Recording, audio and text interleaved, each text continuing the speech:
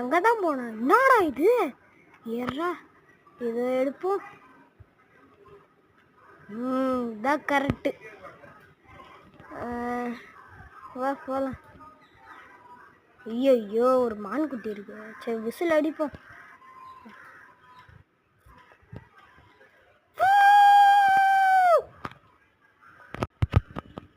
மான்குட்டிக்கு பாசத்தை பார்த்தியாயா? சரி, எடுத்து வச்சுக்கலாம். அடுத்த வேலைக்கு போ. அடங்கி இந்த ஆடு வேற ஒரு தொல்லை. என்னது அந்த பொண்ணு?